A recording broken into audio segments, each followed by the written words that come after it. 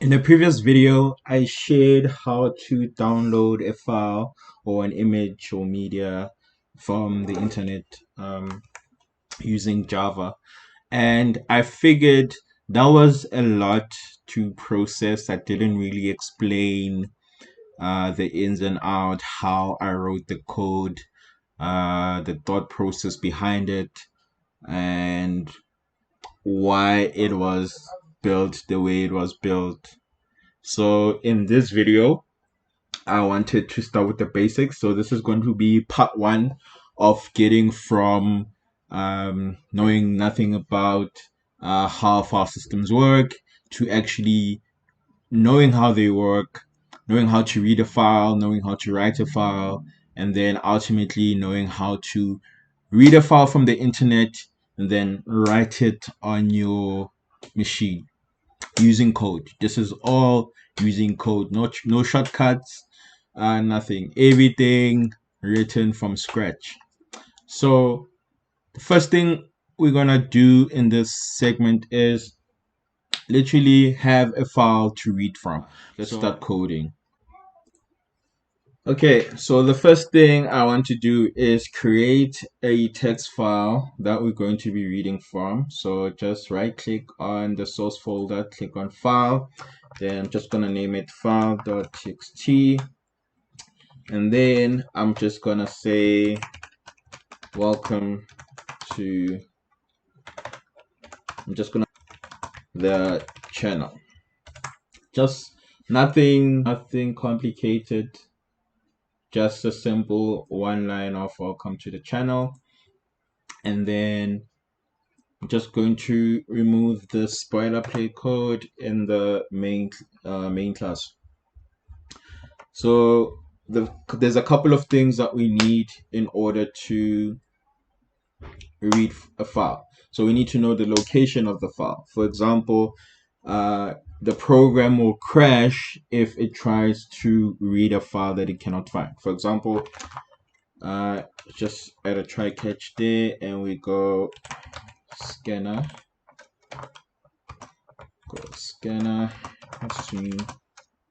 scanner. Then I'm gonna scan for file. And then let's say the name of the file is one.txt, and need to add a try catch exception for it.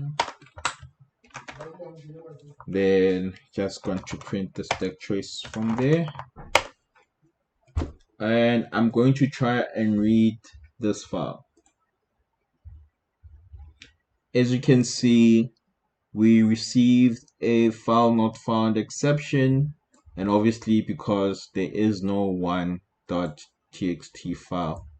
So what we need now is we need to find the location of this file text. So because it's in the source folder, we can easily say src and go file.txt, and if we try and run it, we shouldn't get any problems. As you can see, the program successfully compiled, no issues. Now the next step is to see or output what's in the file. So there is one thing worth noting, that every time you open a file, you need to close it. So since the scanner opens that file, we need to say scanner dot close to avoid any resources or any memory leakage. Now the next thing is we are going to read from the file. So in order to do that, we need a while loop that says scanner dot, while the scanner has next, we're going to say string and say line equals to scanner dot next line. All right, and then once we get that stuff, we can simply output it. Then now next thing is to run this. As you can see, the program successfully ran and we got our content. Welcome to the channel. Now we can take this one step further, go into our file text and create a new line and say subscribe, like, and comment. And let's try and run this. So what we should be seeing is welcome to the channel, subscribe, like, and comment. And that's it. That's all you need to read a file. Please remember, this is only one way of going about it. Most people will argue that this is the most easiest way when trying to learn. The next section, I'm going to go through how to read a file using a buffered reader, which is a more advanced way of reading a file. So we're just going to create a text file, a simple text file. So I'm going to right click on source, select file, and then I'll say file.txt. And then in this file, I'm just going to say welcome to the channel. Nothing difficult about that. Simple writing welcome to the channel in a text file. Done. All right. Now we're gonna move to the code aspect of it. So what we want to do is we want to be able to read this file and actually show the contents of the file onto our screen. Now, in order to do this, there's a couple of things we need to note. We need to know the location of the file. We need to know how. No, I'm lying.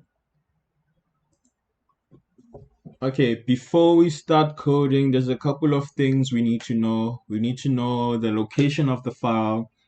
We need to know the classes or the libraries that we need in order to get this done, as well as how we go about reading from that file. And then we ended off with the demo of showing what the file actually contains. So just gonna go to the main class, delete this boilerplate code, right? Gonna first try with the try exception. Try catch. The first thing we need to do is put our code in a try catch to avoid any exceptions that we're gonna get. So for in this case, in the case where the program doesn't find a file, it will need to know how to handle that. So the input output exception class will tell us if the file could be found or not. And then this is just to handle for that error. And then we're just gonna print out the stack trace if anything goes wrong, so we know what to fix in the code. So now, next step is to create a file object. So file equals new file. Then in here, we need to find the location of the file. So in our case, the file is stored in the source folder of the code. So just go src / file.txt. Then that's done. Now that now that we have created our file, we need to be able to read that file. So in order to read a file, you need the file reader object. So file reader. In order to read a file, you need a file reader object. So you need to create the file reader and then put the file in here.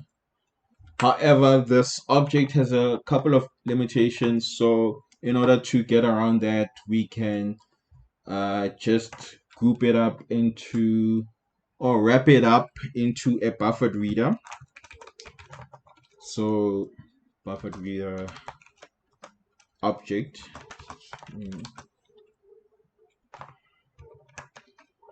Right, and then wrap it up. Now, since we've wrapped up, we need. So now that the code or the file reader is wrapped in the buffered reader, we need to read from this. We need to read from this buffered reader. So make things simple. Just gonna create a variable to store the contents of the file line by line. So I'll say call it file content and create a while loop where I'll be assigning whatever's in the file into the file contents, and then I have to make sure that this read line is active until there's nothing else to be read from the file. And then once that's done, I just want to output the file content. So in this case, it will just be system.out.println, and then we just print out the file content. Then once we're done reading the file, remember, every time you open a file, you need to close it.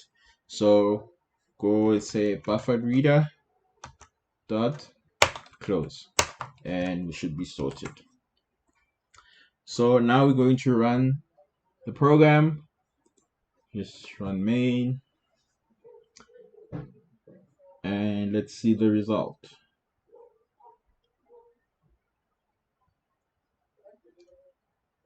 As you can see, it says welcome to the channel. And we can take this one step further. We can add another line and say, please subscribe, like, and comment. Then let's run our program again and see what we see.